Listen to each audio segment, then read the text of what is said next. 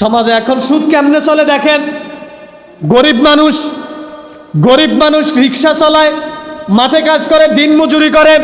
যখন তার হঠাৎের মধ্যে একটা বিপদ আসলো, সমাজের বিত্তবান টাকাওয়ালা পয়সাওয়ালার কাছে গিয়ে হাত বাড়লো, ভাই এমন বিপদে পড়ে গেলাম, সন্তানটার অপারেশন করা লাগবে, অথবা আমার স্ত্রী বিশাল রোগে আক্রান্ত হয়ে গেল, এখনই ডাক্তার দেখানো লাগবে।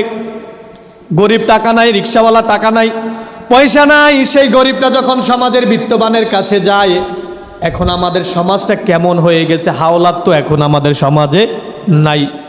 ওই রিক্সাওয়ালা, ওই খেটে খাওয়া দিনমজুর গরিবটা যখন সমাজে বিত্তবানের কাছে যায়, ওই বিত্তবান বলে আমার কাছে তো টাকা নাই। যখন ওই গরিবটা অসহায় হয়ে বলে আমাকে সুদে হলে সুদে দেন, ওই জালেম বলে আমার কাছে নাই, তবে অমুকের বাবদ কিছু টাকা আমার কাছে আছে, যদি তুমি নাও শতকরা এত% আমাকে দেওয়া লাগবে।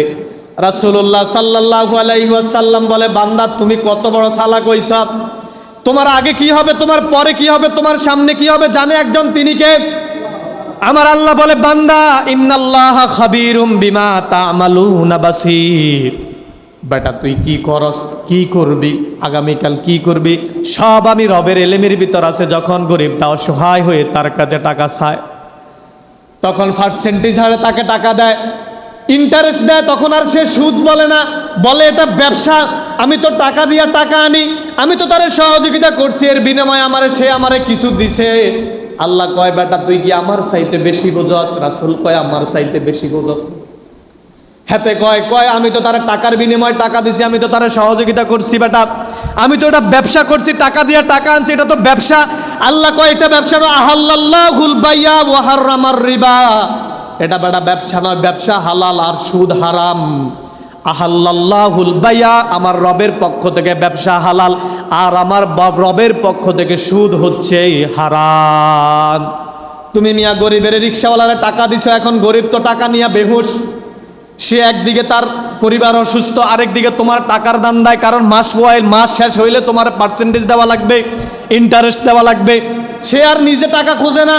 ওই সুদখোর তো সমাজে এমনভাবে প্রভাব করছে, সুদখোর তো এমনভাবে তার সেলাসিল্লা বাড়াইছে, সমাজের মধ্যে তার 2-1টা সেলাসিল্লা আছে, তাদেরকে বলে ওই যা অমুকের কাছে যা, উত্তরপাড়া তারে টাকা দিছি কিছু, যা তার কাছে যা।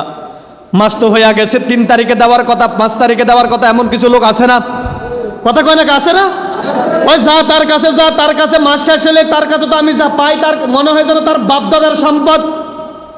গরিবের কাছে টাকার জন্য পাঠাই দিছে, সে তো কাজ করে খায়, রিক্সা চলাই খায়, আর তুমি এমন লোক, তোমার সন্তান টাকা পাঠায়, ডলার পাঠায়, তুমি তো এমন লোক, তোমার সম্পদ আছে, টাকা আছে, পয়সা আছে, তোমার তো সেলাসিলাও আছে, তোমার তো লোকও আছে। উত্তর পাড়ায় লোক আছে, দক্ষিণ পাড়ায় লোক আছে, পূর্ব পাড়ায় লোক আছে, পশ্চিম পাড়ায় লোক আছে, হেমি আছে মধ্যখানে, আছে না?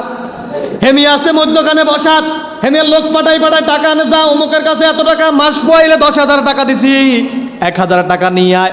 ওই দক্ষিণ পাড়া যা, দক্ষিণ পাড়ায় এর কাছে থেকে এত টাকা নিয়ে আয়।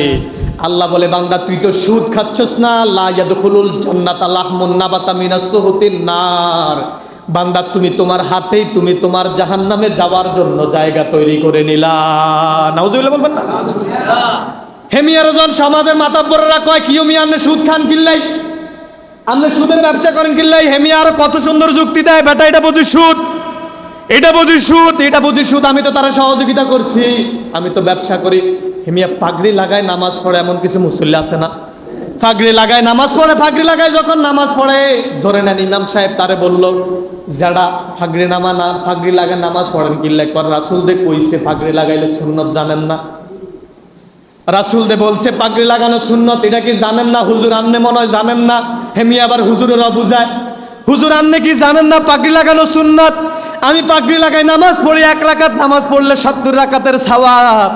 ওরে বুজুলুম বাজ, ও সিটিং বাজ, তুই শোন, সুদ খাই মসজিদে ঢুকছস, সুদ নামাজ সুদ খাইয়া সুদের টাকা লাগাইয়া জামা কিনছস, জামা কিনা আল্লাহর সিজদা দিয়া কস, ও আমার রব ইয়্যাকা না'বুদু ওয়া ইয়্যাকা নাস্তাঈন, ও আমার রব ইবাদত করি শুধুমাত্র তোমার সাহায্য চাই তোমার কাছে। আল্লাহ কয়, তোর মতো সিটিং বাজ নামাজি আমার দরকার নাই।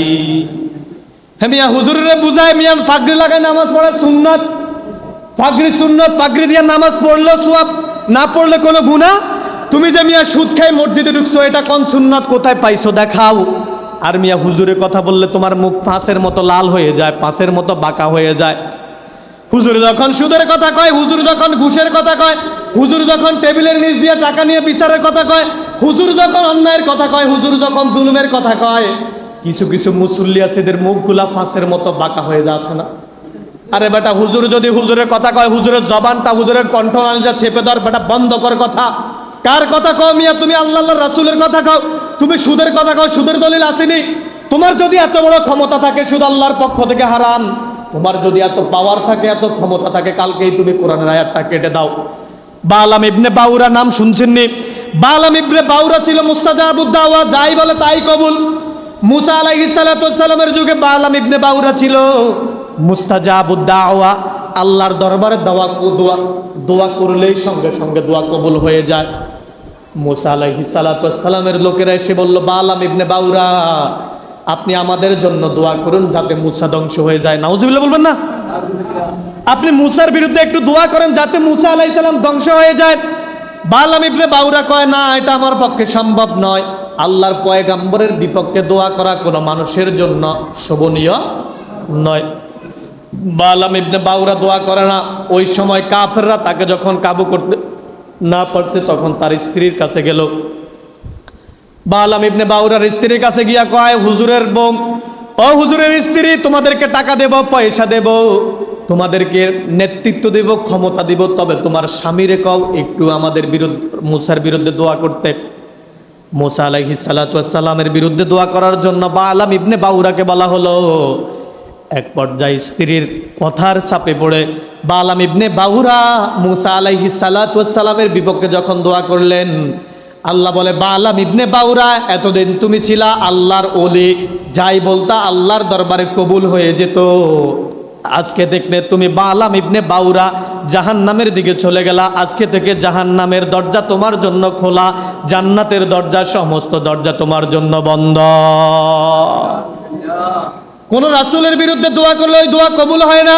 আবার সুদখোর যখন হারাম খেয়ে দোয়া করে, ওই দোয়া কখনো কবুল হয় না।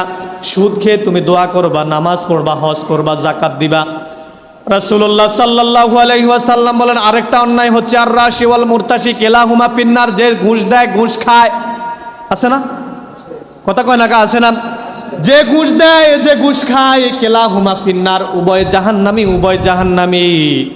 সুদ, ঘুষ, কখনো ইমানদার কখনো সুদের সাথে সম্পর্ক থাকতে পারে, ইমানদার কখনো ঘুষের সাথে সম্পর্ক থাকতে পারে না। ইমানদার যদি তুমি হও, ফাআযানু বি ইয়া আইয়ুহাল্লাযীনা আমানুত্তাকুল্লাহ ওয়া দারু মা বাকিয়া মিনার রিবা। ও আল্লাহর বান্দা, তুমি যদি ইমানদার হও, সুদের যত লেনাদেনা আছে আজকে থেকে সব কিছু বন্ধ করো। ইন কুনতুম মুমিনিন, যদি তুমি মুমিন হও, যদি তুমি মুমিন হও, সুদের সব লেনাদেনা আজকে থেকে মিটিয়ে দাও। আর যদি তুমি সুদের কার্যকলাপ শোনার পরও বন্ধ করো না, আল্লাহ পরের আয়াতে কয়, ফা ইল্লাম তাফআলু, যদি তুমি না ছাড়ো, ফাআযানু বিহারবিম মিনাল্লাহি ওয়া রাসূল, বান্দা তুমি প্রস্তুতি গ্রহণ করো যে তুমি তোমার রব এবং তোমার রাসূলের সাথে যুদ্ধ অংশগ্রহণ করবা। এখন আপনারা বলেন যে সুদ ছাড়া দরকার না ধরা দরকার? বলেন, সুদ কি ছাড়া দরকার না ধরা দরকার? ছাড়া দরকার। সুদ আছে না? কথা কয় না? সুদ আছে না? সুদের সমাজ ভরপুর হয়েছে। পরজে হাসানা এখন নাই। গরিব আরো গরিব হয়, ধনী আরো ধনী হয়। আজ যদি ইসলামের ব্যবস্থা থাকতো, যাকাত পেয়ে ধনীগুলা ধনী অবস্থায় থাকতো, গরিবগুলাও তাদের গরিবী হালাত দূর হয়ে যেত। কিন্তু আজকে সমাজের ব্যবস্থা হয়েছে কেমন? গরিব আরো গরিব হয়, ধনী আরো ধনী হয়, ধনী আরো ধনী হয়, গরিব আরো গরিব হয়। তুমি মিয়া সুদ খাও, নামাজ পড়ো, সুদ খাও, ওমরা করো, সুদের টাকা দিয়ে আবার হজেও চলেছে। বেটা বাটপার, সুদের টাকা দিয়ে তুই হজে চলে যাস, কয় হুজুর দোয়া করিয়েন, আমি হজে যাচ্ছি। টাকার ইনকাম সোর্স দেখাতে হেমিয়া হুরা গ্রামে সুদ লাগা রেখেছে, আছে না? টাকার ইনকাম সোর্স দেখাতে সারা গ্রামে হেমিয়া সুদ আছে। হেমিয়া আবার মুরব্বী, হেমিয়া লাল দাঁড়িয়ে সাদা হয়ে গেছে, সাদা দাঁড়িয়ে লাল করিয়াল। শুধু তো আবার এমন কিছু মানুষ আছে সুদ দেয় না, কয় পুরো তো আমি টাকা দিতে পারি নাই, অমুকের কাছ থেকে কিছু টাকা না, আমি সাক্ষী হইলাম তোর, যা ওই অমুকের কাছে কিছু টাকা আছে, দেখাই দেয়।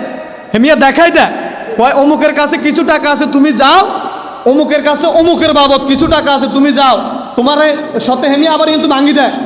কয় শতকরা তোমার এত ইন্টারেস্ট দেওয়া লাগে। আমি বাস্তবে আমি দেখছি আমাদের সমাজ শতকরা হেমিয়া ভাঙ্গি দেয়। যখন কোনো লোকের কাছে কোনো লোক যায়, যখন হেমিয়ার কাছে টাকা থাকে না, হেমি আরেকজনকে দেখায় দেয় অমুকের কাছে যাও। তবে আমি ওনার সাথে কথা বলছি যে শতকরা ওনাকে এত টাকা ইন্টারেস্ট দেওয়া কোনে কোনে কথা হয়ে গেছে। ভাই তোমার কাছে আসতেছে অমুক, তার অমুকরে এত টাকা, লাখে এত টাকা দিবে, তাকে এত টাকা দিয়ে দাও। বিশ্বনবী বলে বেটা যে সুদ খায়, যে সুদ দেয়, যে সুদের সাক্ষী হয়, যে সুদের লেখালেখি সবাই সমান অপরাধ।